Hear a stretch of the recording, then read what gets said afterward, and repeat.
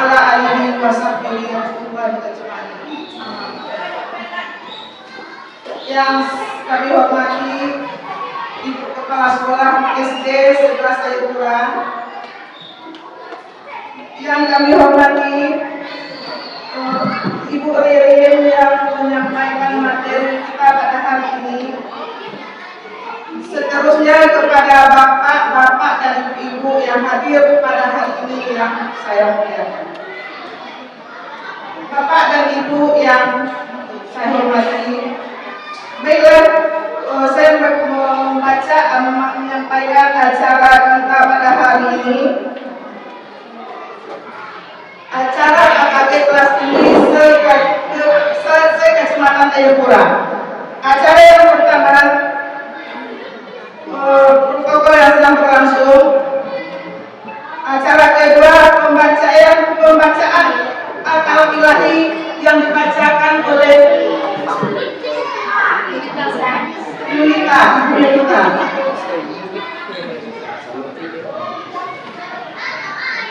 Pada Ibu Yunita,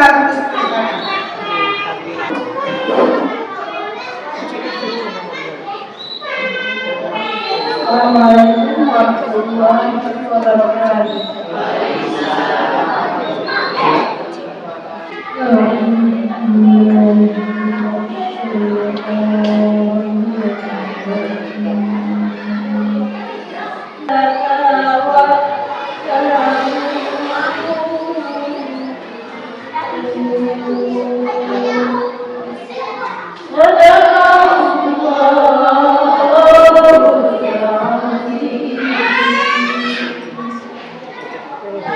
Assalamualaikum warahmatullahi wabarakatuh.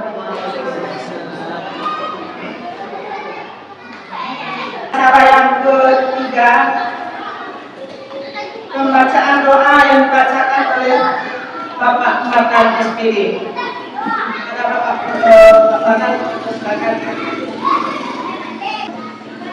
Assalamualaikum warahmatullahi wabarakatuh.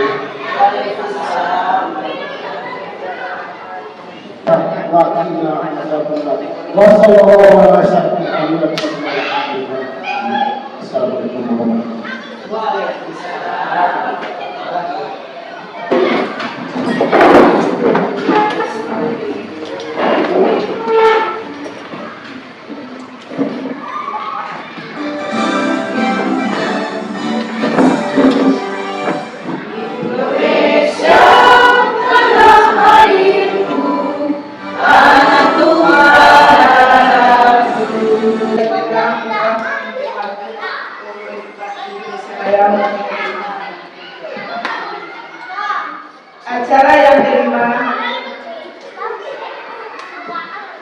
kata sambutan oleh Kepala Sekolah SD 11 Jayapura. Pada Ibu kami silakan.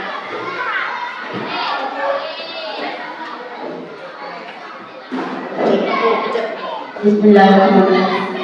Assalamualaikum warahmatullahi wabarakatuh.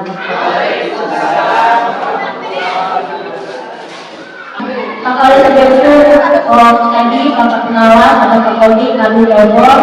Jadi mohon maaf kepada kita semua karena tidak sempat hadir pada kesempatan kali ini karena beliau diberi KKS yang diikuti juga.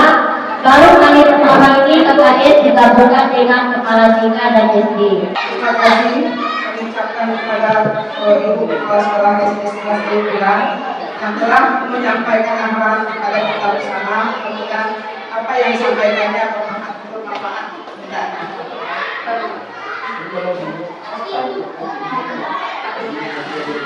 Baiklah, acara yang kelima, penyampaian materi yang disampaikan oleh Ririn Dumalasari SPD. Pada Ibu Ririn, di belakang hitam dia betul. Assalamualaikum warahmatullahi wabarakatuh. Waalaikumsalam warahmatullahi wabarakatuh. Alhamdulillah, alhamdulillahirobbilalamin. Asyhadu an la ilaha illallah wa asyhadu anna Muhammadan abduhu wa rasuluhu. Puji syukur kehadiran Allah Subhanahu wa Ta'ala karena atas rahmat dan karunia-Nya kita telah dapat hadir kembali di acara KKG kelas 3 Hidayatullah. Selawat dan salam keutamaan kita hadiahkan kepada Nabi besar kita yaitu Nabi Muhammad sallallahu alaihi wasallam. Kata penghormatan saya umpamakan saja kepada moderator yang terdahulu. Baiklah Bapak dan Ibu sekalian, pertama sekali saya mengucapkan sampaian mohon maaf dari Ketua KKG kita, Ibu Yeni Fitri, karena beliau tidak dapat hadir pada kesempatan hari ini, karena beliau juga sedang mengisi kegiatan di SD Solenan Panjung Soal. Kemudian Ibu Neng tadi juga berhalangan hadir. Panitia KKG pada hari ini hanya Ibu yang sendiri yang maafin ya. Jadi kalau ada kekurangan atau kelebihan ya harap yang ini. Baiklah Bapak dan Ibu sekalian, pada kesempatan hari ini Bapak Tolong kirim video sambil menyelam kembali. Dalam kegiatan KKG kita ini sebenarnya ini juga sekalian melakukan pembahasan dalam program pendidikan guru penggerak. Karena dalam pendidikan guru penggerak kebetulan di Hidayatullah program dari SD itu kan ada berdua orang dari Hidayatullah yaitu Irin dan Rosa Langadani. Jadi dalam pendidikan guru penggerak kami diwajibkan untuk melakukan pembahasan materi pada sejarah budaya positif pada hari ini. Mungkin materi budaya positif ini juga sudah pernah disampaikan oleh Bu Yeni Fitri pada tahun yang lalu ketika beliau juga sedang menjalankan pendidikan guru penggerak. Namun kebetulan lancar kaji deh diundang, lancar undang-undang ini jadi mantap dan waduh dan diingin-inginan baik. Nah, baiklah Bapak dan Ibu sekalian, jadi materi kita pada hari ini adalah mengenai budaya positif. Nah, untuk pembukaan kegiatan kita hari ini, saya memiliki ada 3 pertanyaan pemantik. Jelas setelah Bapak Ibu, ada 3 pertanyaan pemantik. Yang pertama, pertanyaan pemantiknya ini cukup Bapak Ibu menjawabnya setuju atau tidak setuju. Ya. Nah, sekarang pertanyaan nomor 1.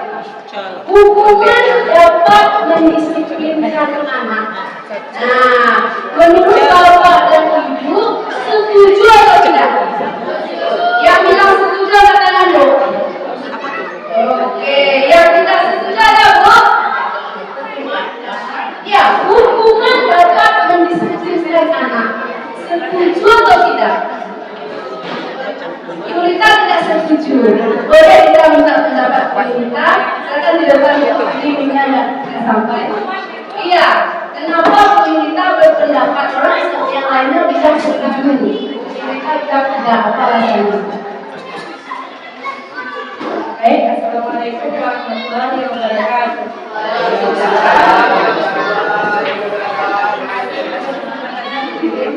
Kalau saya pribadi, kalau hukuman itu lebih arahnya ke Ganjaran. Fisik. ya, ke arah bahasa yang negatif.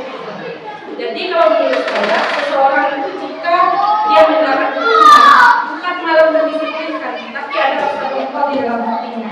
Kalau saya pribadi pun, seandainya saya melakukan kesalahan, kemudian seseorang menghukum saya, bukannya saya jerah, tapi perasaan saya malah makin bergerak. Ini yang saya rasakan. Jadi menurut saya, kalau menurut kami, kalau kepada siswa saat melakukan kesalahan, yang tempatnya bukan hukuman. Tapi ganjaran. Ganjaran sanksi.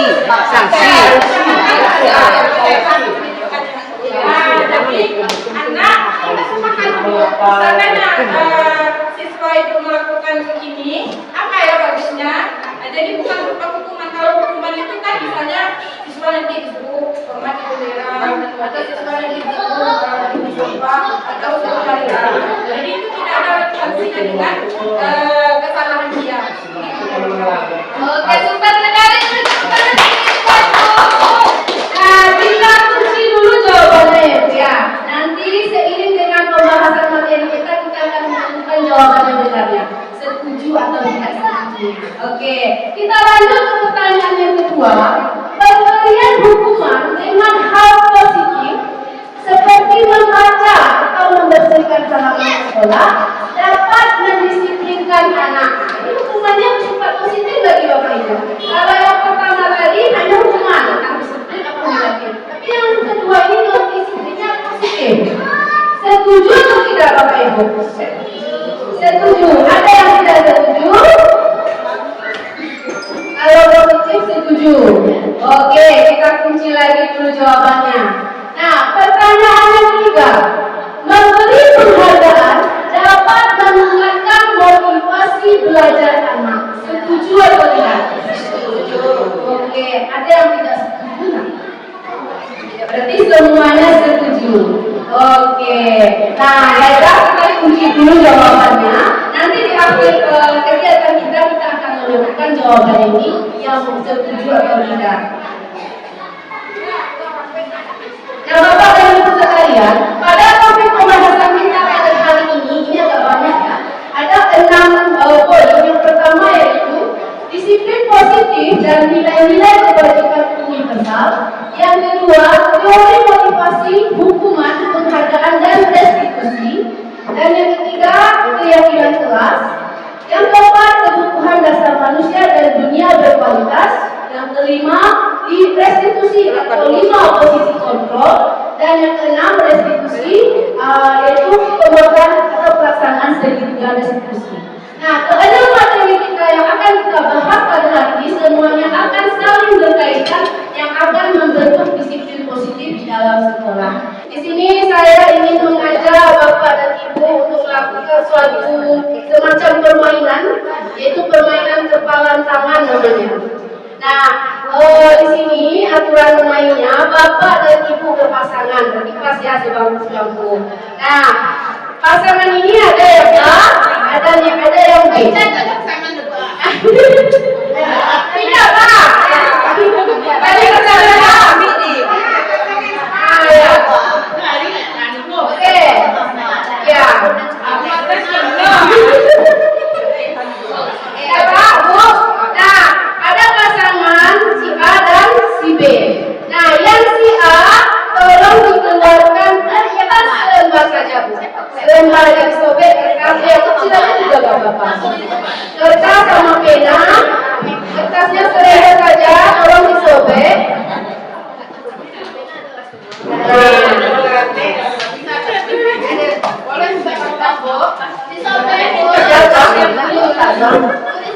Ya, disobek. Nah, bagi pasangan yang memegang kertas, silahkan dituliskan dalam kertas itu sesuatu hal atau benda yang paling berharga di dalam hidup Bapak dan Ibu. Akan dituliskan. Ya, yang paling berharga. Boleh berbeda atau nama suami atau anak saja. Yang pokoknya yang paling berharga di dalam hidup.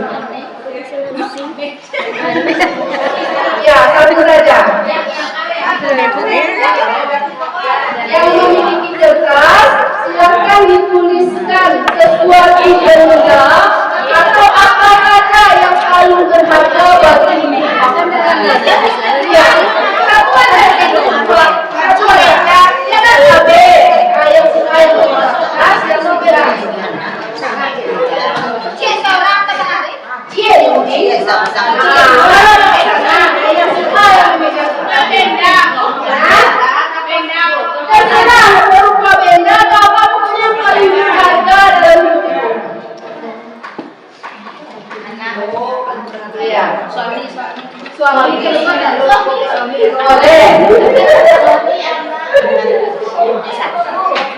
Ya, anggap kertas itu adalah benda atau hal yang paling berharga bagi Bapak dan Ibu. Kemudian kertasnya itu digenggam. Nah, dikepal tangannya, digenggam. Genggam. Nah, oke Bu.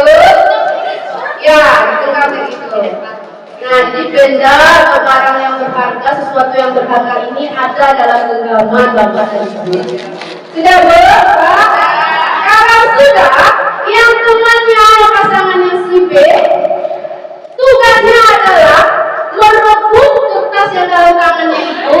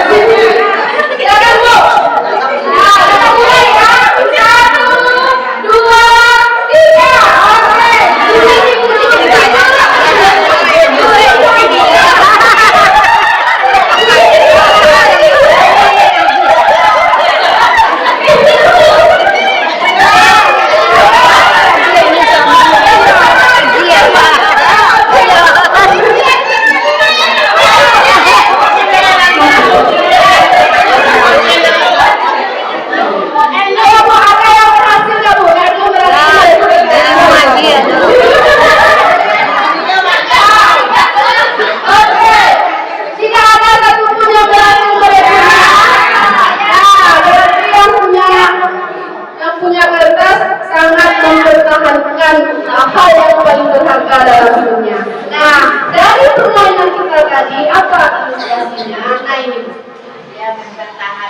Nah, kita bawakan kepada pembelajaran kita atau materi sisi positif itu berada pada perubahan paradigma teori kontrol. Nah, kita melakukan sesuatu kontrol bagi diri kita. Yang si A mengontrol supaya A yang berharga bagi dirinya tidak bisa direbut. Yang si B juga mengontrol dirinya bagaimana dia bisa mempengaruhi si A ini agar hal atau benda yang berharga baginya bisa direbut. Nah, teori kontrol atau teori pilihan atau industri kontrol. Apa industrinya tadi? Nah, ilusinya guru mengontrol murid. Kalau kita bawakan kepada pembelajaran bagi murid, nah, yang memegang kertas itu adalah murid kita. Kitalah yang mengontrolnya selama ini. Ya enggak Bapak Ibu? Nah, ilusi guru mengontrol murid. Baca rojo supaya murid ke namun patuh dilakukan awak terapkan. Guru yang mengontrolkan ini. Iya kan Bu? Iya, itu ilusinya. Yang kedua, ilusi bahwa kritik dan membuat orang merasa bersalah dapat menguatkan karakter. Nah, jadi dari berbagai cara yang dilakukan oleh si B tadi, aduh dengan cara merasa berbuat bersalah kan ibu pada lagi, aduh itu tadi cara bagaimana? Nah, itu nah itu adalah perbuatan atau sikap yang membuat orang merasa bersalah. Acuh om itu kalau dalam tidak Bu. Tidak ibu. Nah ibu lakukan aja tidak ada nama-nama ibu. Nah itu adalah teori kontrol membuat merasa bersalah pada diri murid. Nah itu Bu. Yang ketiga, ilusi bahwa semua penguatan positif, efektif dan bermanfaat.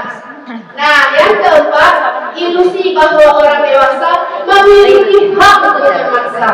Nah selama awak memaksa anak Bu, tapi awak guru, orang dewasa, awak punya hak atas anakmu. Pasu apa yang kau inginkan selama itu, pasuan tidak, tapi mulai itu selama berapa?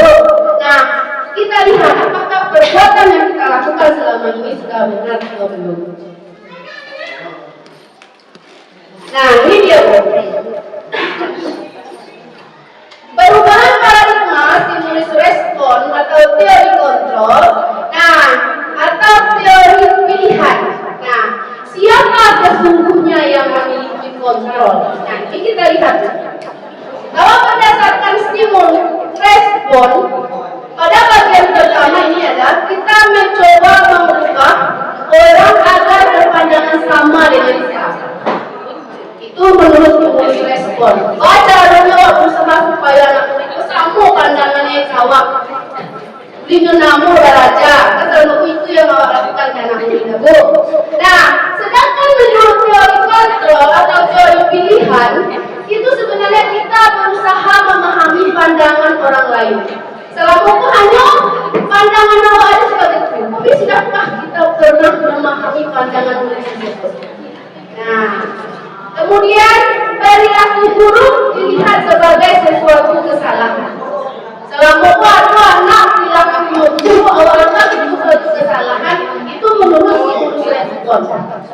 Nah, ada anak nasarangnya buruk, nah itu merupakan satu kesalahan menurut awak. Kiranya menurut teori kontrol atau pilihan, nah semua perilaku itu memiliki tujuan. Anak yang memiliki perilaku buruk pasti ada sebab akibat dari semua perilaku yang dilakukannya. Nah, kemudian orang lain bisa mengontrol saya. Sebenarnya menurut teori kontrol, hanya Anda yang bisa mengontrol diri Anda. Tidak ada orang lain yang bisa mengontrol. Begitu juga dengan murid kita. Tidak bisa awak sebagai guru mengontrol diri. Kalau supaya awak mengontrolnya dengan cara berbagai macam cara seperti memberi hukuman, namun apakah ada anak itu yang berubah? Beko berubah sebagai Bali Bu. Ya kenapa? Karena anak itu dia hanya bisa mengubah dirinya dengan dirinya keinginan dia sendiri. Hanya dia yang bisa mengontrol dirinya. Kita sebagai guru tidak bisa. Nah, tugas kita sebagai guru hanya bisa menuntun, tapi tidak bisa merubah atau mengontrol dia. Nah, kemudian pemaksaan ada pada saat rujukan gagal. Nah, ini menurut psikologi respon. Sedangkan menurut teori kontrol, kolaborasi dan konsensus menciptakan pilihan-pilihan baru. Kemudian yang terakhir, model berpikir menang kalah. Selama ini kita menerapkan model berpikir menang kalah di sekolah, termasuk pemberian reward.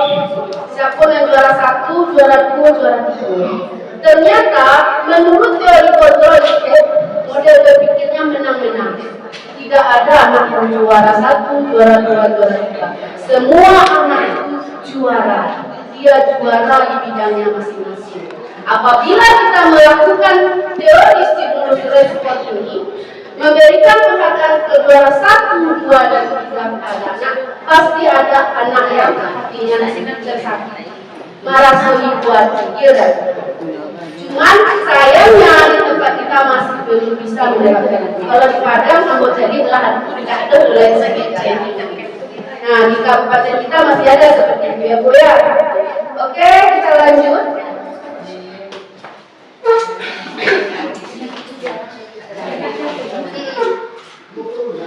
Kurang jaleh.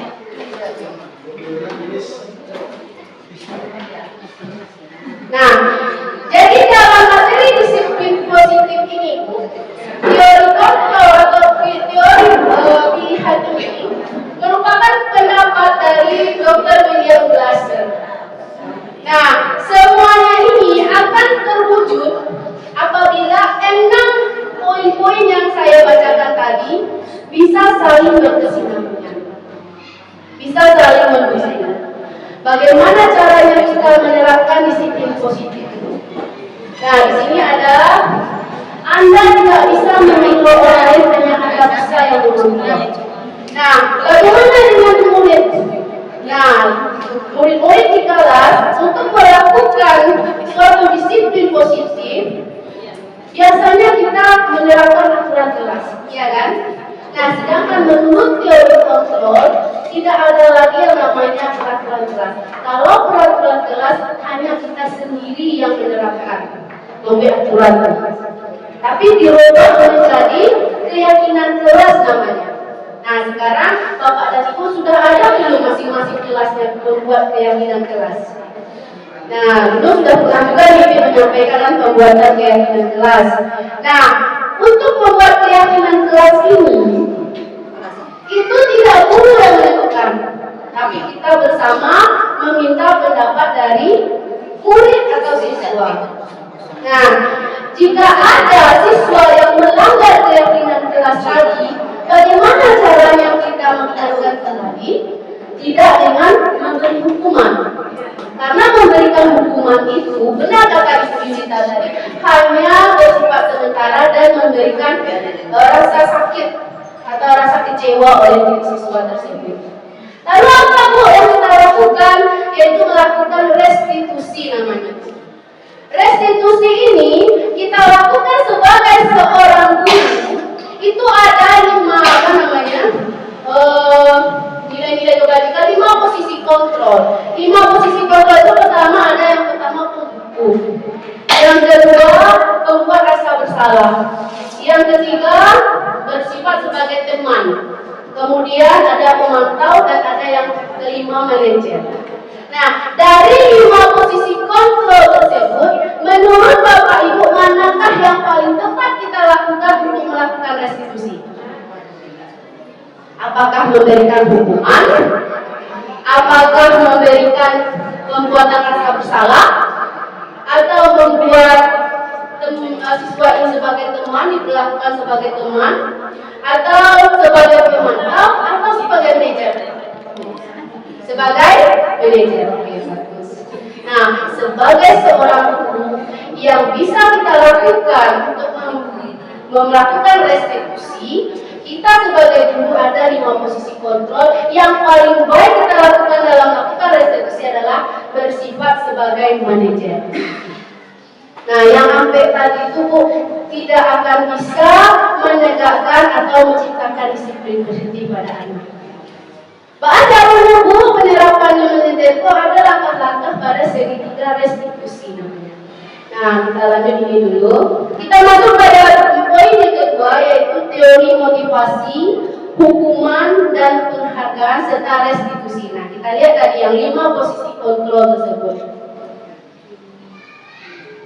Nah, ini teori motivasi perilaku manusia itu adalah motivasi eksternal dan ada motivasi internal. Nah, apa-apa saja yang termasuk motivasi eksternal? Yang pertama untuk menghindari ketidaknyamanan atau hukuman. Yang kedua untuk mendapatkan imbalan dari orang lain. Nah, sedangkan yang motivasi internal itu untuk menghargai diri sendiri. Nah, dari motivasi eksternal dan internal, menurut Bapak dan Ibu mana yang paling tepat kita lakukan atau kita terapkan pada diri anak kita?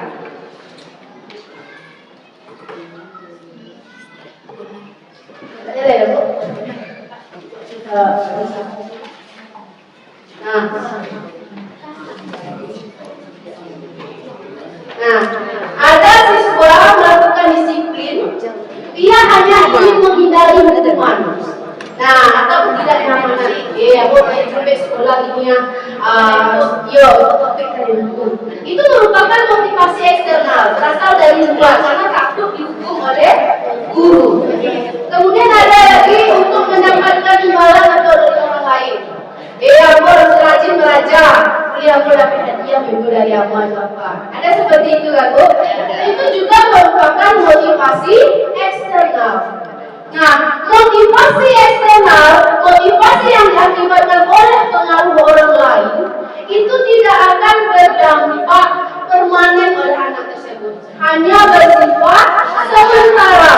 Ketika mereka tidak ada lagi diberikan penghargaan, maka mereka akan malas belajar.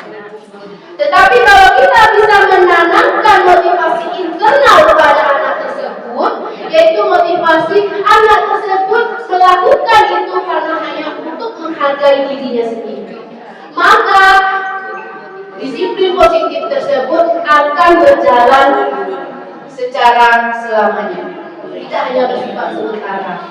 Jadi itulah hendaknya yang dapat kita lakukan kepada anak itu. Jadikanlah motivasi yang diberikan kepada anak itu berdasarkan dari motivasi internal, motivasi dari diri anak tersebut agar dia bisa menghargai dirinya, bukan karena orang lain, bukan karena gurunya, bukan karena orang tuanya, bukan karena mendapatkan hadiah. Itu ya Bu ya. Nah, menurut Ki Hajar Dewantara, ini ada kata-kata yang disampaikannya. Merdeka itu artinya tidak hanya terlepas dari perintah, akan tetapi juga cakap buat memerintah diri sendiri. Nah, ini dia dari Bu, dihukum oleh penghargaan. Itu apa dampaknya? Pengaruhnya akan berdampak jangka panjang dan jangka pendek. Bisa jangka panjang, bisa jangka pendek. Tapi tidak akan menjadi tiga-tiga bagi kita. Nah, kemudian penghargaan menghukum. Kemudian penghargaan mengurangi ketepatan. Penghargaan yang tidak efektif. Kemudian penghargaan merusak hubungan. Karena adanya itu rusak hubungannya antara siswa dan murid. Ini namun melaksanakan apa yang Allah perintahkan, namun apa akibatnya? Dia akan merasa takut kepada guru.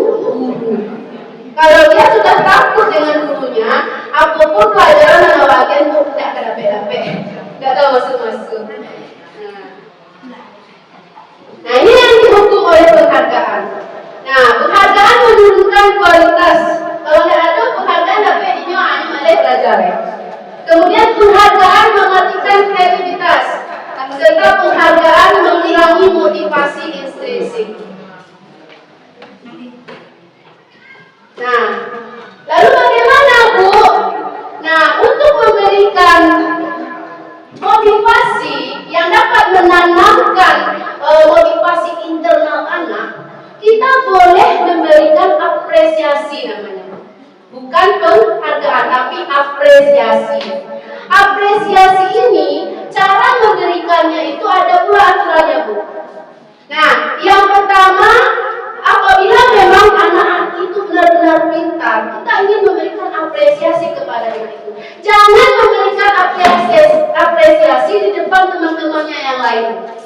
Karena itu akan berdampak membuat rasa sedih oleh teman yang lain.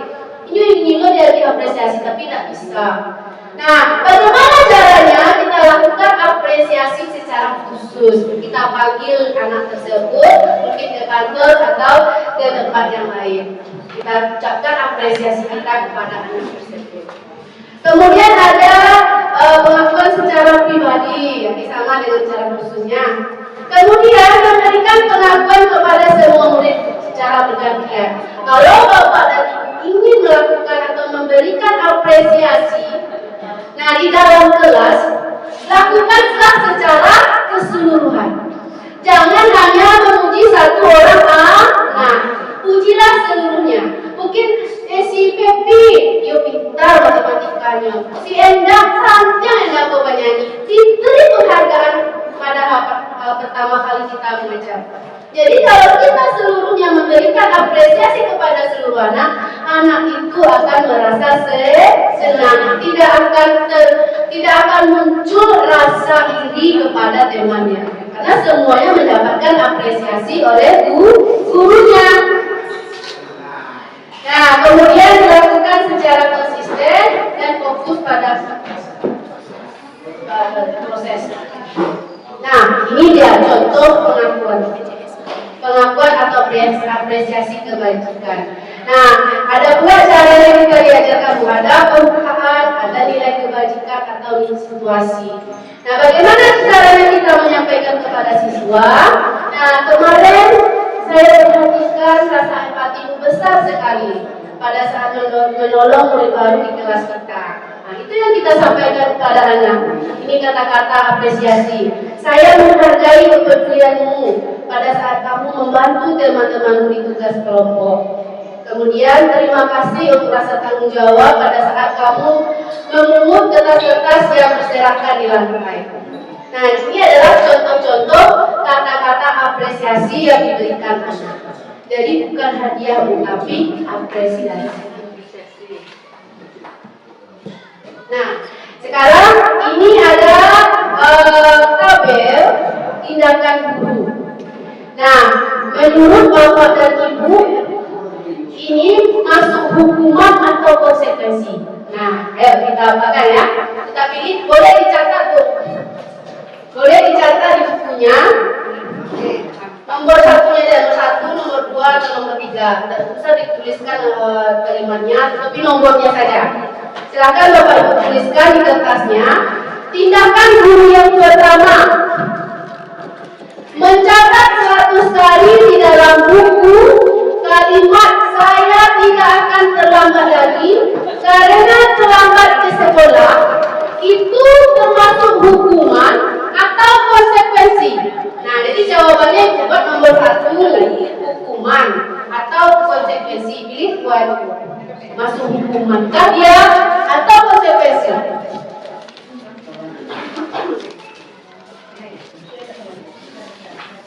Mencatat 100 kali di dalam buku kalimat "saya tidak akan terlambat lagi karena terlambat ke sekolah".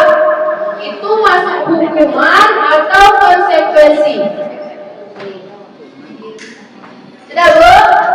Nah, soal yang kedua, lari mengelilingi lapangan basket 2 kali karena terlambat hadir di sekolah, termasuk hukuman atau konsekuensi? Nah, hukuman atau konsekuensi dia, Bu? Kemudian yang ketiga, murid diminta push up 15 kali karena tidak menggunakan masker ke sekolah. Masuk hukuman atau konsekuensi? Yes. Kemudian soal yang keempat, menggantikan coret menggantikan kertas tugas teman yang telah dicoret-coret, termasuk hukuman atau konsekuensi.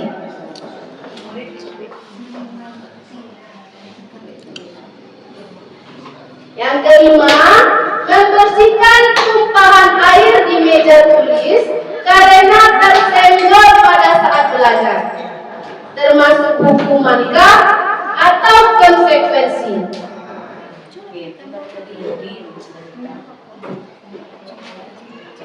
Kemudian murid disuruh untuk mengenakan sepatu seharian di sekolah karena tidak mengenakan sepatu hitam, termasuk hukuman atau konsekuensi. Nah, yang terakhir, lari mengelilingi lapangan basket 2 kali karena terlambat 10 menit untuk pelajaran PJOK, termasuk hukuman atau konsekuensinya.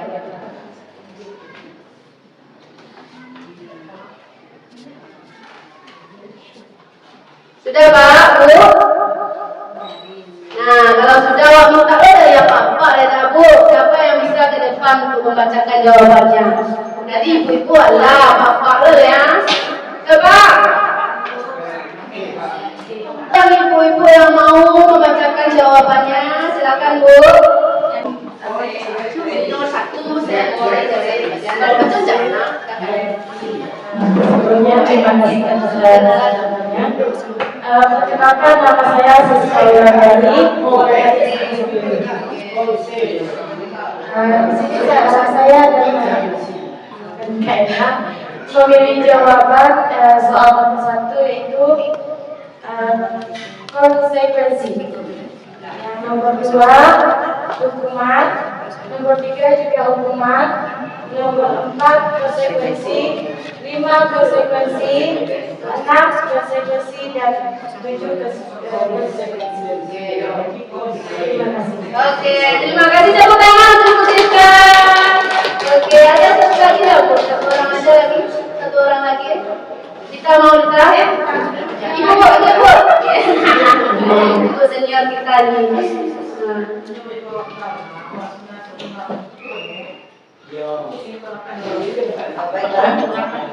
Nomor 1, mencatat suatu sekali dalam buku kalimat, saya tidak akan terlambat lagi karena terlambat ke sekolah itu termasuk konsekuensi.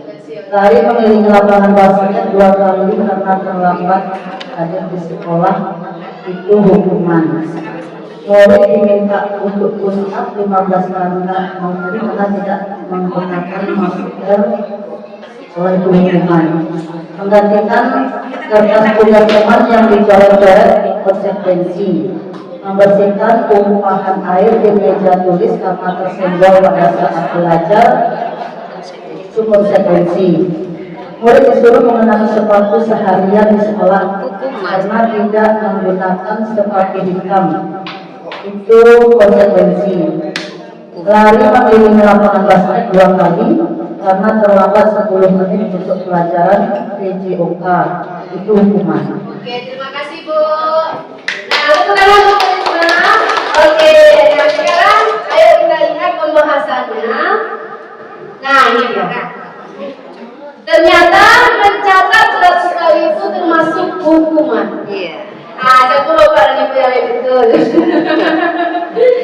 Nah, kemudian lari mengelilingi lapangan basket Bapak itu termasuk juga hukuman. Iya. Kemudian meminta push up juga termasuk hukuman. Kemudian mengganti kertas tugas itu termasuk konsekuensi. Nah, membersihkan tumpahan air di meja juga termasuk konsekuensi. Kemudian murid disuruh untuk tidak mengenakan sepatu termasuk hukuman. Lari mengelilingi lapangan basket 2 kali karena terlambat 10 menit untuk pelajaran PJOK itu termasuk konsekuensi. Siapa nilai batu apa itu semua? Salah 2. Nah, setelah kita membahas ini, menurut Bapak dan Ibu, apa sebenarnya perbedaan antara hukuman dan konsekuensi?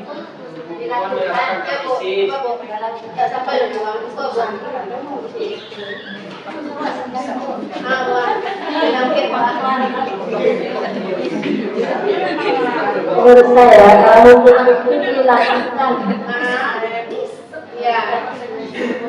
Menurut Ibu tadi hukuman itu dilakukan seperti tadi. Kalau konsekuensi bagaimana Bu? Tidak dilakukan Bu? Mengganti kertas, membersihkan, terus dilakukan ya atau tidak? Oke, ini ada yang memberikan lagi pendapatnya ya. terima kasih kepada Ibu Imin. Kalau menurut saya hukuman itu hal yang dilakukan tidak relevan dengan kesalahannya. Tapi kalau konsekuensi itu relevan, hal yang dilakukan itu relevan dengan apa yang terjadi kesalahannya. Iya, bagus sekali. Ya, tepat sekali apa yang telah disampaikan oleh Ibu Endang. Nah, kita lihat Ibu, hukuman itu lebih banyak arahnya berpunya menyakiti, jangan Bu, menyakiti fisik anak. Kadang juga tidak nyambung. Ya, anak tidak membuat PR disuruh bersih WC. Apakah nyambung? Apakah ada kaitannya dengan pembelajaran? Apakah bisa membuat anak itu tambah pintar? Tidak, Bu. Tapi selama ini pelajarannya seperti itu ayah. Malah pelajarannya semakin tinggal. Iya. Nah, tapi kalau konsekuensi, apa hukuman yang kita berikan? Apa? Konsekuensi itu adalah tindakan yang kita lakukan itu sejalan dengan apa yang dilakukannya, kesalahannya. Nah, sifatnya juga tidak membuat anak merasa tersakiti, karena mereka merasa apa yang dilakukannya akibat dari perbuatannya sendiri, mereka sendiri. Kemudian juga nyambung dengan apa yang telah dilakukan. Nah, jadi itu adalah perbedaan konsekuensi dan hukuman. Nah, itulah Bu yang akan kita rubah sebagai seorang ibu agar kita dapat menghindari perbuatan menghukum. Karena perbuatan menghukum itu bukanlah perbuatan yang positif. Nah, bagaimana caranya kita membudidayakan budaya positif itu di sekolah kita? Salah satu caranya adalah dengan menghindari perbuatan menghukum.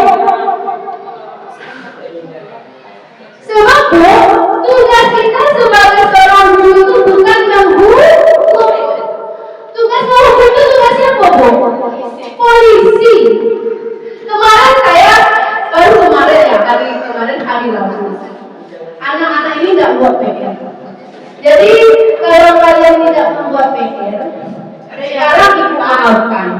Tapi kalau besok masih tidak membuat PR, apa konsekuensinya yang akan kalian lakukan? Saya tanya, Bu.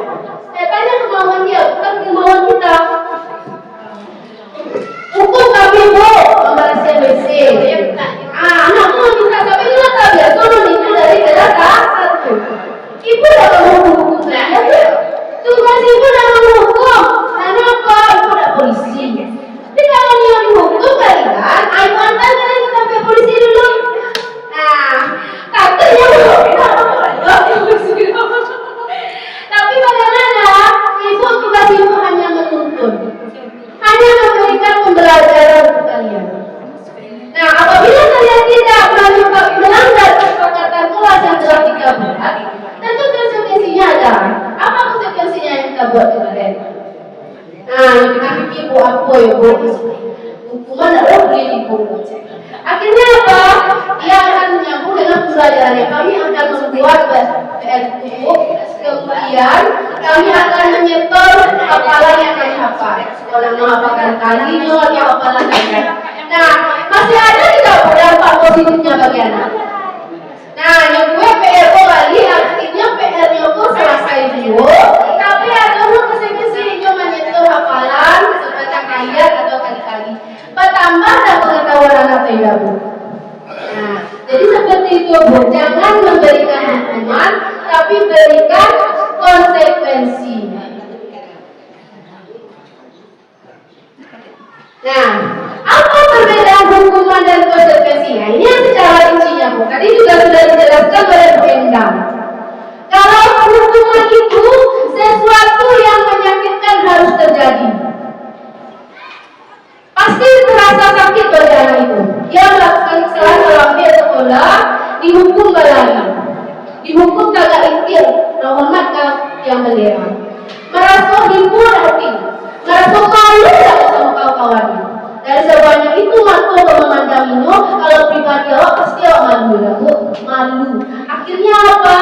Timbul rasa sakit hati kepada sang guru. Ketika dia belajar lagi dengan guru, tindakan Mino masuk auta air pelajaran. Sedangkan konsekuensi adalah sesuatu yang harus terjadi. Nah, kemudian hukuman membuat anak sakit fisik maupun hati untuk jangka lama atau waktu lama. Saya juga pernah dulu dihukum waktu sekolah. Sampai kini tadinya yang jago tidak tahu Bu. Saya ikut pelajaran itu, Bu.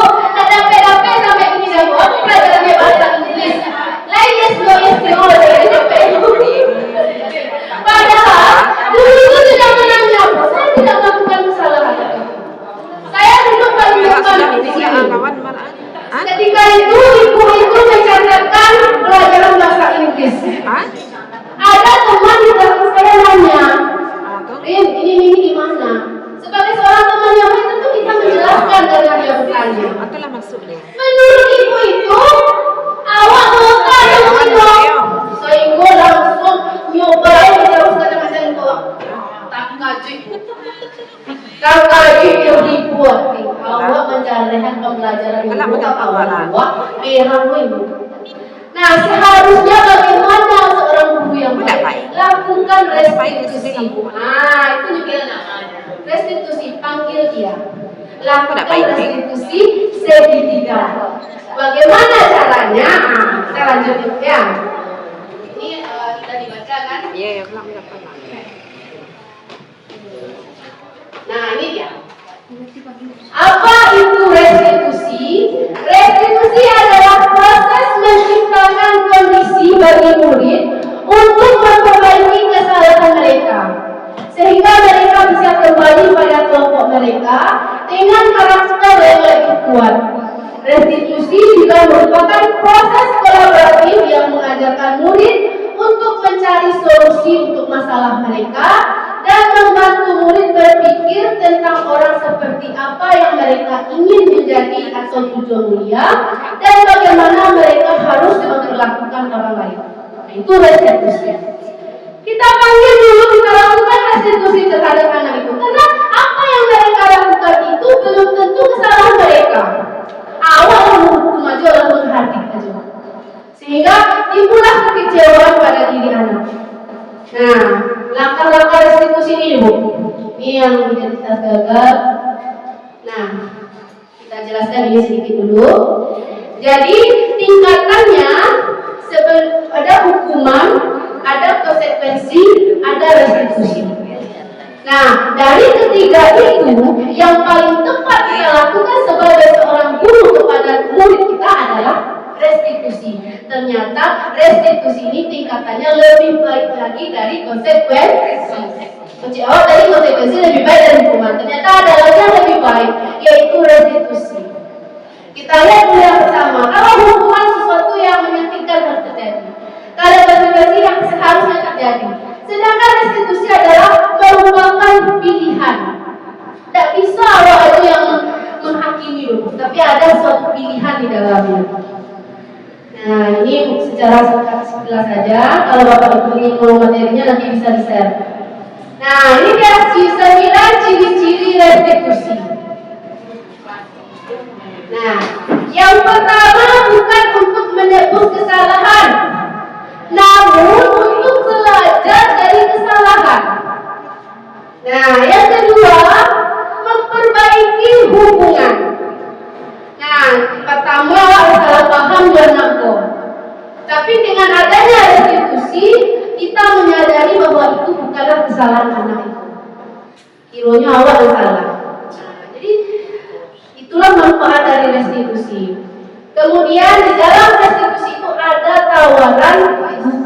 paksaan. Nanti bisa saya kirim Bu poin-poinnya ke grup. Bayangin betul-betul kalau kemudian restitusi menuntun untuk melihat ke dalam diri kita sendiri. Nah, restitusi mencari kebutuhan dasar yang mendasari tindakan. Restitusi diri adalah cara yang paling baik. Kemudian restitusi fokus pada karakter bukan pada tindakan. Restitusi fokus pada solusi dan mengembalikan murid yang berbuat salah pada kelompok. Itulah ciri-ciri dari 9 restitusi itu.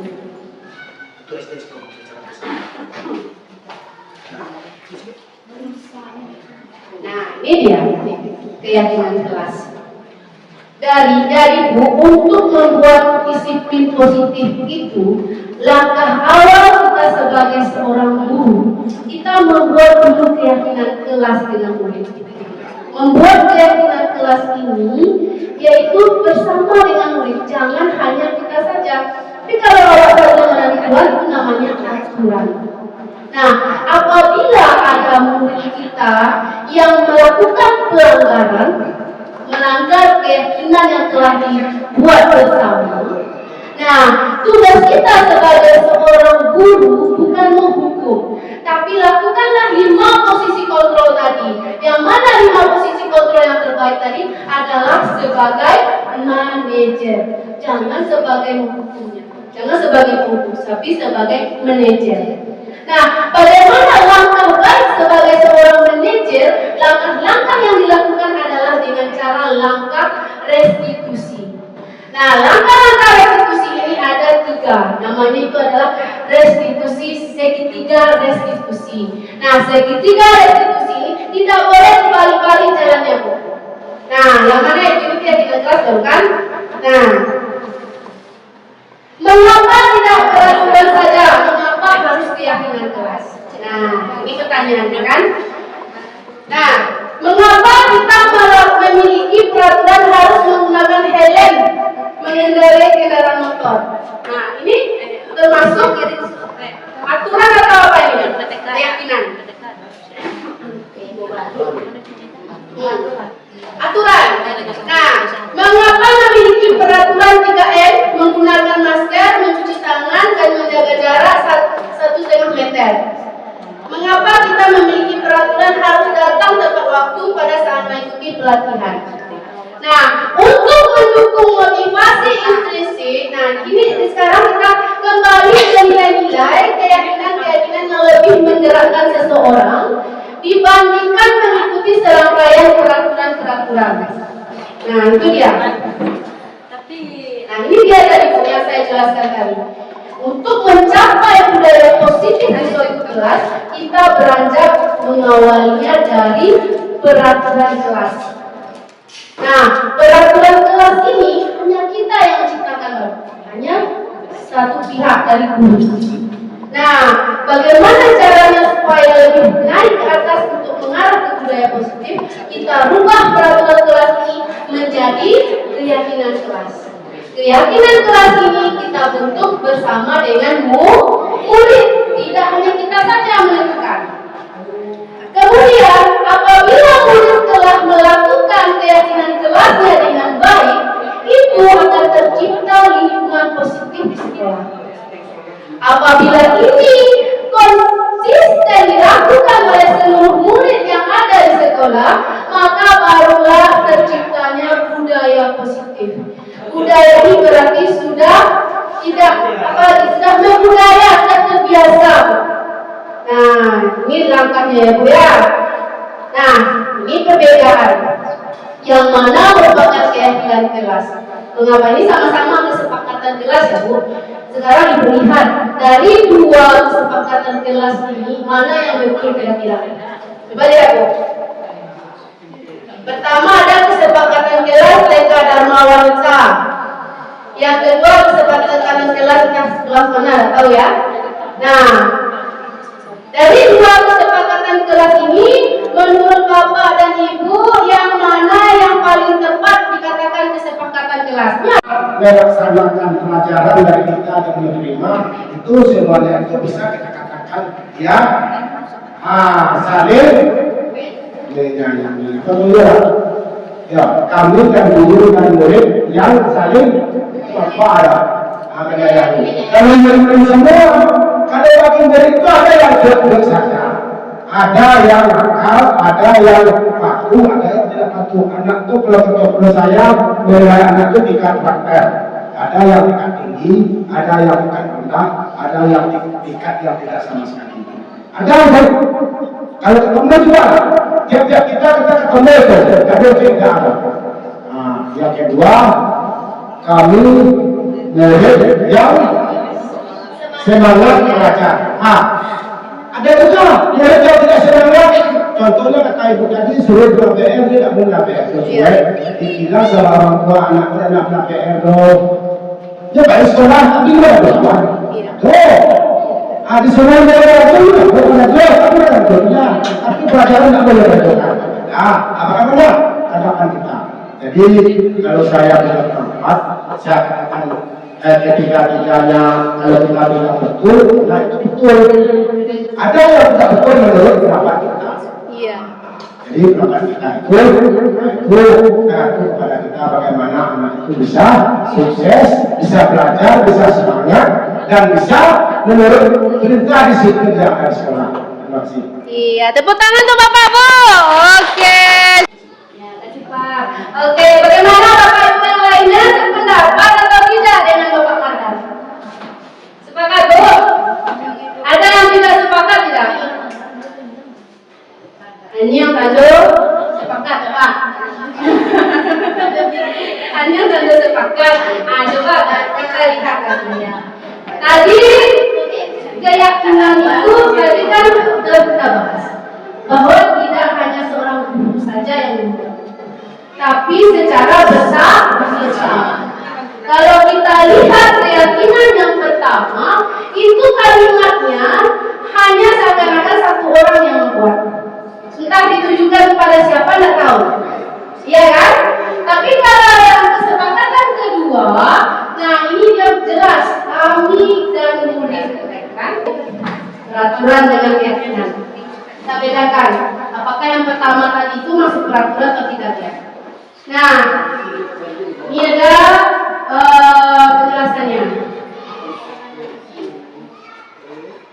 Nah, kalau peraturan pertama selalu kembalikan buku ke tempatnya.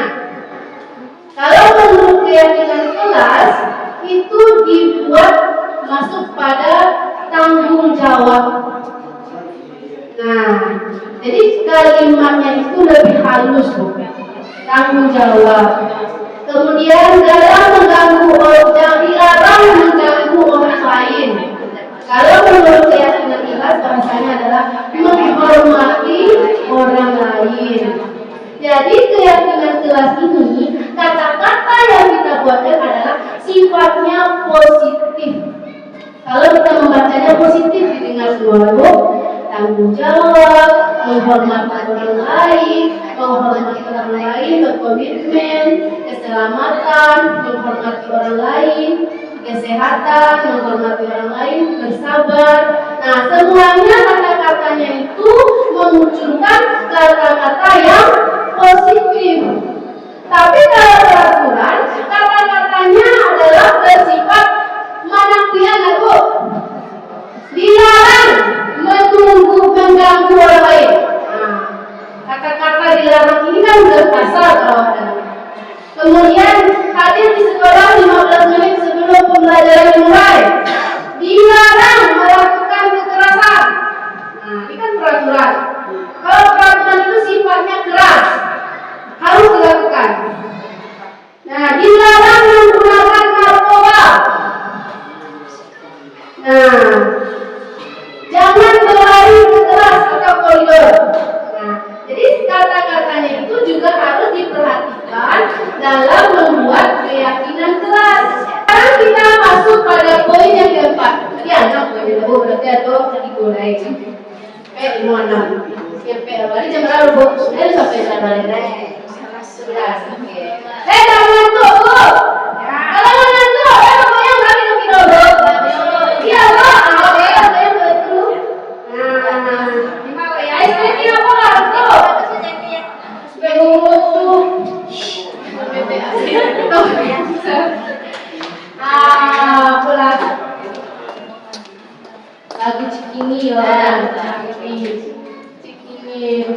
sekolah. Biar gak ngantuk, tidak bosan ya Bu ya. Nah, aturannya ini Bu. Aduh, udah tonggak sih Bu. Benar media Bu. Jadi aturannya ice breaking ini, ketika saya menghidupkan musiknya, ketika bunga ini berdiri lurus, berarti Ibu berdiri lurus. Kalau bunganya saya minta ke kiri, Ibu minta ke kiri. Kalau ke kanan, ke kanan. Kalau ke depan, mundur ke depan. Belakang, belakang. Kemudian itu bisa Bu? Oke, Kami ke kiri Bu Ririn apa ke kiri kami? Kita masalah ini aja Bu. Ini kiri, siapa mau lupa aja lah. Ya Bu, oke.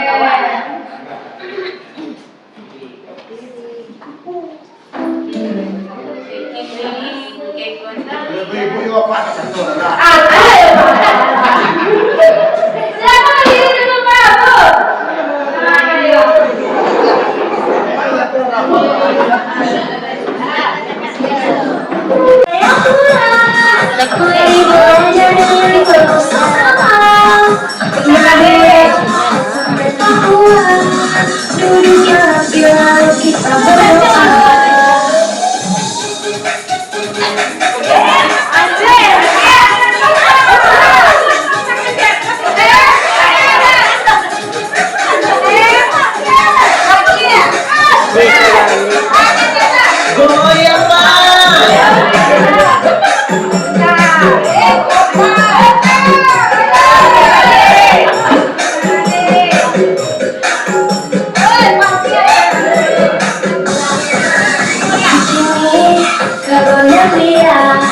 Hari ini kita mulai bersama di pantai Tasikmalaya.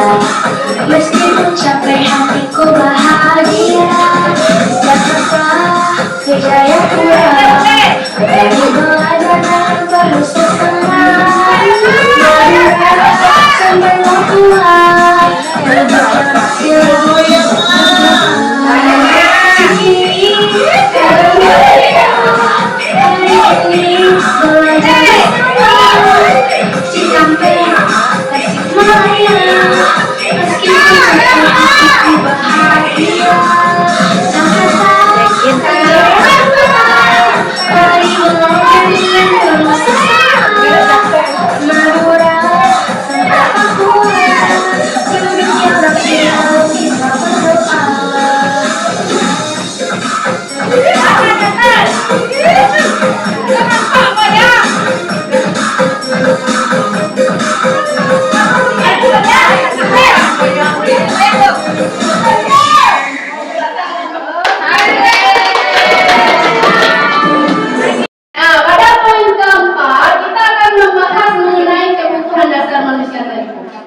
kebutuhan dasar manusia dan dunia berkualitas.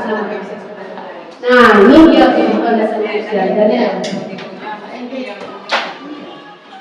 Nah, ada 5 kebutuhan dasar manusia.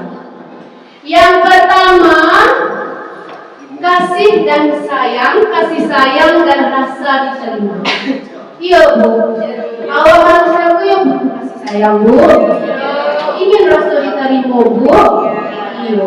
Mbak itu juga karena awak disekolah. Makanya kita sebagai seorang guru berilah kasih sayang kita kepada mereka sebagaimana besarnya kasih sayang yang diberikan oleh orang tua. Karena kita sebagai seorang guru merupakan orang tua kedua bagi mereka di sekolah. Mereka telah diamanahkan oleh orang tuanya di sekolah, berarti sudah tanggung jawab kita. Jangan hanya sekedar memberikan ilmu, tapi berikan juga lah rasa kasih dan sayang. Nah, kemudian ada lagi kesenangan. Kesenangan ini setiap kita manusia pasti ingin mencari kesenangan. Ada orang yang ingin susah Bu? Tidak, pasti ingin senang semua kan? Bapak dan Ibu tujuannya menjadi guru ini ingin susah apa ingin senang? Ingin senang, menjadi guru juga benar bulan yang berbagai, saya banyak. Ada sertifikasi ya. Nah, kemudian ada sifatnya penguasaan. Nah, sifat penguasaan ini setiap kita manusia pasti ada sifat penguasaannya. Setidaknya adalah kita harus mampu menguasai diri kita sendiri. Itu yang tadi, mampu mengontrol diri kita sendiri. Kalau tidak bisa menguasai diri, tidak bisa mengontrol diri, maka apa yang menjadi hak kita, sesuatu yang berharga bagi kita akan mudah direnggut dan diambil oleh orang lain. Nah, itu tadi Pak Ibu, permainan tepal tangan kita tadi. Kemudian ada kebebasan. Kita sebagai manusia ada yang suka dikekang, Bu? Tidak. Pasti juga ingin ada rasa kebebasan. Nah, dari 4 kebutuhan dasar tadi, itulah yang menjadi penunjang kita untuk melakukan bertahan hidup. Begitu juga yang dirasakan oleh murid kita, Bu. Tidak hanya kita saja, murid pun juga seperti itu. Kembali lagi kepada teori kontrol tadi. Yang bisa mengontrol diri murid itu hanya dirinya sendiri. Kita seorang guru tidak bisa mengontrolnya, tapi kita hanya bisa menuntunnya agar dia tidak lari ke hal yang salah. Mereka lah yang bisa mengontrol dirinya sendiri. Untuk mengontrol dirinya tersebut, maka kita sebagai seorang guru, kita tuntut dengan menerapkan tindakan atau membudayakan budaya positivitas dengan jalan restitusi. Nah, ini 5 posisi kontrol yang tadi. Nah, kita milih namanya tadi. Kalau yang menghukum tadi itu menghakim, kemudian memberontak, nah, membuat rasa bersalah. Nah, yang 5 posisi kontrol yang terbaik itu adalah menjadi manajer. Bagaimana caranya kita menjadi manajer? Itu yang pertama, kita mengajukan pertanyaan-pertanyaan. Nah, kemudian apa yang kita yakini? Apa yang bisa kita kerjakan untuk memperbaiki masalah ini? Kalau saya pribadi, Bu, memahami materi ini sifatnya lebih ke arah coaching, manajer coaching itu apabila kita menghadapi suatu anak yang bermasalah, kita coaching sama dengan cara manajer ini. Kita hanya memberikan pertanyaan-pertanyaan pemantik kepadanya. Kita yang memberikan pertanyaan-pertanyaan yang menggali. Nanti solusi dan cara yang terbaiknya itu muncul dari diri anak itu sendiri, tidak dari kita, Bu. Nah, makanya saya pemahaman saya di sini lebih arahnya ke coaching. Nah, jadi dari diri anak itu, masalahnya dari anak itu, nanti penyelesaiannya dari anak itu sendiri, dari diri anak itu. Karena yang bisa mengontrol tadi adalah dirinya sendiri. Nah, ini menguatkan pribadi, kita sebabnya menguatkan. Kemudian meletakkan dirinya sebagai individu yang positif dalam dunia berkualitas. Kemudian bagaimana caranya saya bisa memperbaiki keadaan dan mengevaluasi diri, bagaimana cara memperbaiki diri.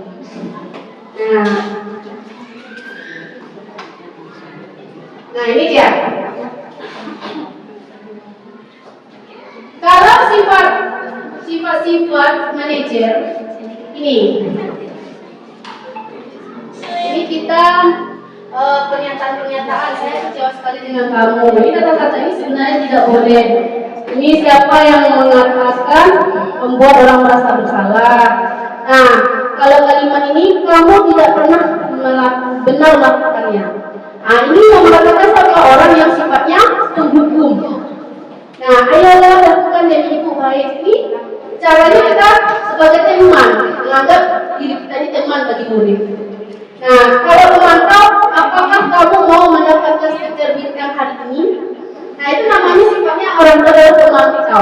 memberikan motivasi kepada anak itu dengan iming-imingi dengan bintang, sama dengan hadiah tadi. Tapi kalau manajer, kata-kata yang baik yang harus dikeluarkan adalah bagaimana kamu bisa menyelesaikan masalah ini. Nah, jadi hanya pertanyaan pemantik, nanti solusinya akan muncul dari diri anak itu sendiri. Nah, kemudian terakhir, kamu selalu yang paling terakhir. Ini adalah kalimat-kalimat yang sering diucapkan bagi orang yang sifatnya penghukum. Nah, ini bedanya ya Bu. Bergerak antara peraturan, pemantau, negosiasi, nilai, dan nilai. Nah, ini dah segitiga restitusi tadi. Nah, ini Bu. Segitiga restitusi. Ada 3 tahapan yang bisa kita lakukan untuk menerapkan disiplin positif melalui restitusi adalah dengan kegiatan segitiga restitusi. Nah, kegiatannya ini tidak boleh dibalik-balik, Bu. Apa yang pertama? Menstabilkan identitas. Dari bawah dulu, Bu. Ketika ada anak yang berkelahi, kita ingin menyelesaikannya dengan cara restitusi. Langkah awalnya adalah menstabilkan identitas. Tentu kita stabilkan dulu. Tidak mungkin anak yang dalam keadaan marah, yang dalam keadaan menangis, langsung selesai masalah. Bisa, Bu? Tidak bisa. Tambah menangis kencang ya, Bu. Apakah ada nanganinya, ayo? Makanya kita stabilkan dulu. Nah, kalau sudah stabil, baru kita melakukan validasi kebutuhan. Nah, nanti ada contoh video yang akan saya tampilkan ya Bu untuk melakukan segitiga restitusi ini. Nah, kita validasi kebutuhannya. Nah, ini ada, kamu tentu punya alasan mengapa kamu melakukan ini. Pertanyaan lagi, ini pertanyaan-pertanyaan semantik yang diberikan. Tentu kalau bertenang kita ajukan pertanyaan tersebut pasti dia menjawab. Kemudian adakah cara yang lebih baik, efektif untuk mendapatkan apa yang kamu butuhkan? Nah, pertanyaan lagi. Nanti dari anak itu muncul solusi yang akan dilakukannya. Nah, baru ketiga kita nyatakan kembali keyakinan kelas tadi. Balikan ke keyakinan kelas tadi. Menurut kamu, apa yang kamu lakukan tadi sudah melanggar keyakinan kelas kita atau belum? Kalau iya, apa konsekuensinya pertama? Mereka yang akan menjawab sendiri. Kalau mereka menyadarinya, berarti mereka sendiri yang akan merubahnya. Nah, ini cara segitiga restitusi. Nah, sebagai informasi, segitiga restitusi adalah suatu proses dialog yang dijalankan guru atau orang tua agar dapat menghasilkan murid yang mandiri dan bertanggung jawab. Terdapat 3 tahapan segitiga restitusi, yaitu menstabilkan identitas, validasi tindakan yang salah, dan menanyakan keyakinan. Pada tahap menstabilkan identitas dilakukan berdasarkan prinsip membuat kesalahan adalah bagian dari proses pembelajaran yang nantinya akan menggeser identitas gagal ke identitas sukses. Selanjutnya, tahap terakhir adalah menanyakan keyakinan. Pada tahap ini, murid akan diberi pertanyaan-pertanyaan bermakna untuk memunculkan motivasi secara intrinsik, sehingga mampu mengaitkan keyakinannya dengan tindakan yang salah. Kasus pertama, Mina tidak terima pekerjaannya selalu dicontek oleh temannya. Ia marah dan tidak bisa menahan emosinya. Berikut adalah skenario penyelesaian masalah menggunakan segitiga restitusi. Mina, tadi ibu dengar laporan dari ketua kelas, katanya kamu habis bertengkar ya dengan Dika? Iya Bu, habis kesal sih. Kenapa kesal? Dika terus-menerus mencapai hasil pekerjaan saya. Bukan hanya saya, Dika juga selalu dicontek. Oh begitu, ya wajar lah kalau kamu marah dan kesal. Jika ibu ada di posisi kamu, ibu juga pasti akan berbuat hal yang sama. Lalu, apa yang kamu lakukan terhadap Dika? Saya marah-marah Bu, saya maki-maki Dika, dan tanpa sadar saya menggebrak mejanya Bu. Nah, ini menstabilkan identitas tadi kan Bu. Kita ulang lagi kalimat-kalimatnya yang menstabilkan identitas. Mika terus-menerus mencapai hasil pekerjaan saya, bukan hanya baik, bagus juga selalu dicontek. Oh begitu, ya wajarlah kalau kamu marah dan kesal. Jika ibu ada di posisi kamu, ibu juga pasti akan berbuat hal yang sama. Nah, seperti itu. Kalau langsung lah. Ya. Baby, kenapa cepat tadi? Ibu tinggal loh di tugas membuat PR loh, cepat langsung di tugas bu. Nah, seharusnya bagaimana kita stabilkan dulu anak itu. Nah, dengan cara pertanyaan-pertanyaan otomatis seperti ini, membuat dia tenang terlebih dahulu. Lalu, apa yang kamu lakukan terhadap Dika? Nah, ini validasi tindakan yang salah. Kita validasi dulu. Saya marah Bu, saya memaki Dika, dan tanpa sadar saya menggunakan kerjanya Bu. Oh begitu, pasti kamu berbuat seperti itu ada alasannya ya? Iya Bu, masa saya diam saja, saya sudah susah payah mengerjakan soal, tapi Dika yang mencatat, tidak mau berusaha sendiri. Ya wajarlah kalau kamu merasa marah karena tidak rela pekerjaanmu dicontek begitu saja oleh Dika. Ibu sangat menghargai tindakan kamu yang tidak berbuat lebih buruk daripada itu, misalnya memukul. Sekarang coba kita pikirkan tindakan kamu sampai menggugurkan meja, apakah sesuai dengan keyakinan kelas kita? Menurut kamu, keyakinan kelas apa yang sudah dilanggar? Saling menghargai antar teman. Ya betul. Menurut kamu, saling menghormati antar teman itu penting tidak untuk kamu?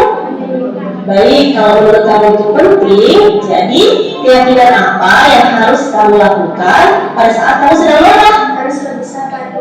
Kamu bersedia memperbaiki masalah ini? Bersedia Bu. Apa yang akan kamu lakukan untuk memperbaiki masalah ini? Saya lebih bersabar dan menahan amarah saya.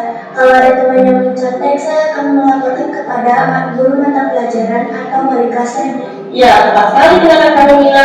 Tetap semangat ya. Sekarang silakan kembali kelas. Terima kasih Bu. Ya, sama-sama. Nah, kita lihat dari kasus salah satu tadi. Jadi solusinya itu dari diri anak itu sendiri. Kita melakukannya dalam keadaan tenang. Tapi kalau biasanya baru nampak ada kan ini sekali kantor ada beda ya Bu. Nah, jadi selama ini ternyata kita sadar. Ini mulai itu. Ah, ya Pak. Ibu karena kita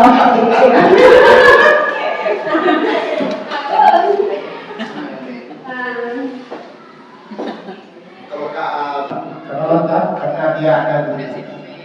Kalau di SD ada guru itu guru. Ya, jadi guru kelas selalu mengambil tindakan. Jadi kalau dia guru di sekolah itu menambahkan api hukuman. Nah, jadi kami mohon kepada ibu-ibu, tolong kasih kami setiap sekolah nanti guru negeri yang bisa mengadili dan mengajarkan sesuai dengan aturan guru negeri. Terima kasih. Oke.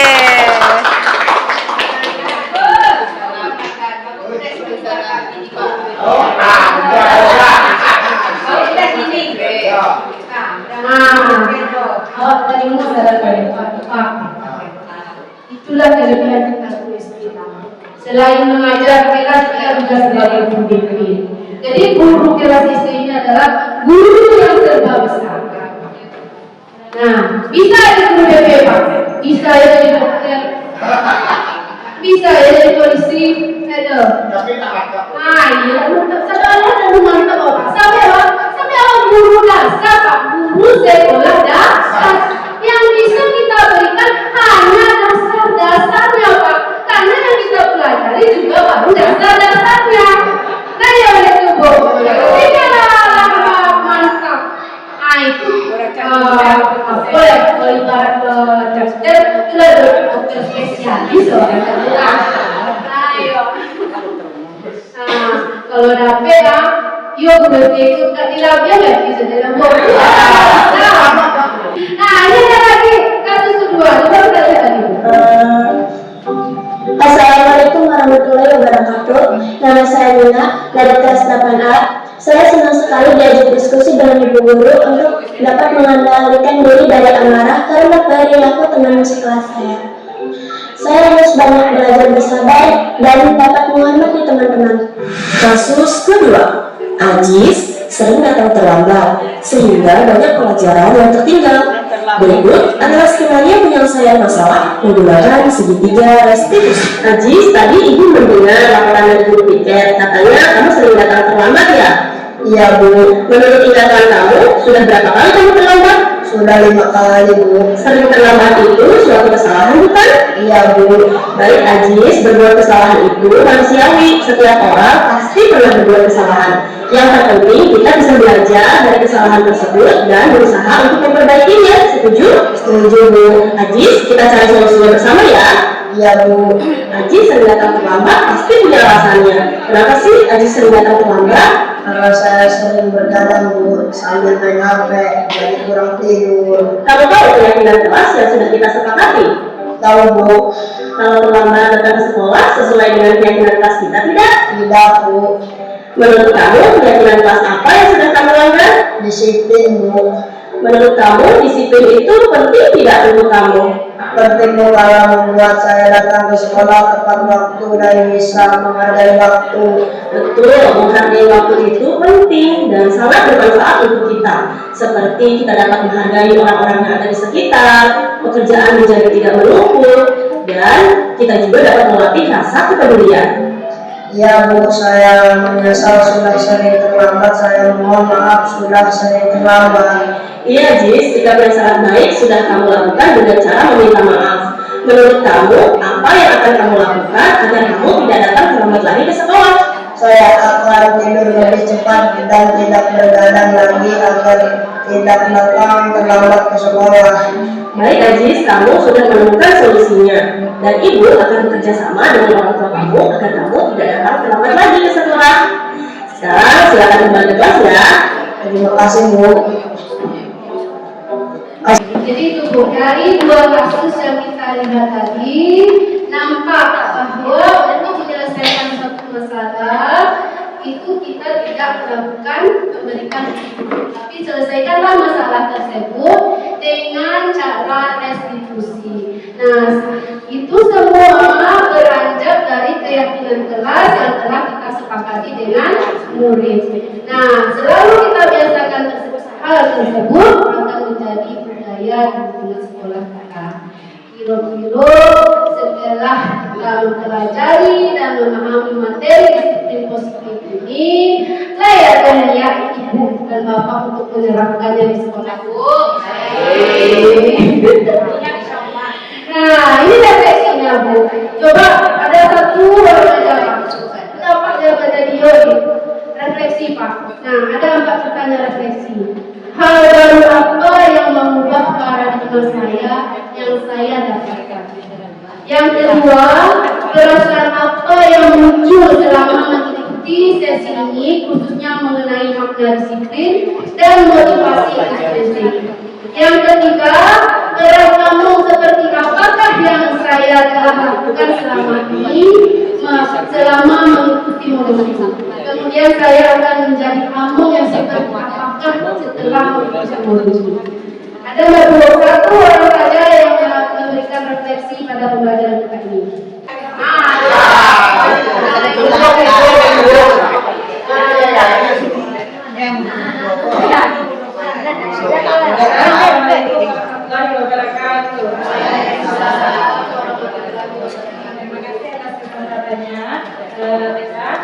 Refleksi hari ini, hal baru apa yang mengubah paradigma saya yang saya dapatkan? Hal baru yang mengubah paradigma saya yaitu bahwa kesadaran dan motivasi itu harus muncul dari diri saya sendiri dengan cara apa tadi, yaitu membuat kesepakatan kelas. Jadi ketika anak melakukan kesalahan, ia ingat kembali dengan apa yang telah mereka sepakati. Jadi dari diri mereka kembali ke mereka lagi. Bukan kita sebagai seorang guru yang mengatur anak dengan dalam bentuk jadi hukuman. Jadi yang selama ini perasaan apa yang muncul selama mengikuti sesi ini, khususnya mengenai makna disiplin, motivasi intrinsik. Rasanya tentu bahagia karena mendapatkan hal pengetahuan yang baru tentang pembelajaran kedepannya seperti apa yang semestinya yang harus kita lakukan terhadap murid kita sebagai seorang guru. Kemudian peran kamu seperti apakah yang telah saya lakukan selama mengikuti modul ini? Kalau saya agak ragu Jadi kalau berat kita sebagai guru, mudah-mudahan setelah kita belajar dengan materi ini, kita mengetahui materi ini, kita sebagai seorang guru bisa melaksanakan tugas kita dengan baik, bisa membentuk yaitu seperti tadi kesepakatan kelas, sehingga murid kita merasa senang dalam mengikuti proses belajar mengajar. Kemudian yang keempat, saya akan menjadi abangnya seperti apa setelah mengikuti modul ini, yaitu tadi seperti yang saya sampaikan, berusaha untuk berubah ke hal-hal positif dari hal yang kurang tepat sebelumnya, misalnya seperti memberi hukuman kepada siswa, memberikan hukuman disiplin yang kurang tepat, berubah menjadi membuat kesepakatan kelas. Mungkin hanya itu refleksi yang saya sampaikan. Kalau ada pertanyaan, kami mohon maaf. Assalamualaikum warahmatullahi wabarakatuh.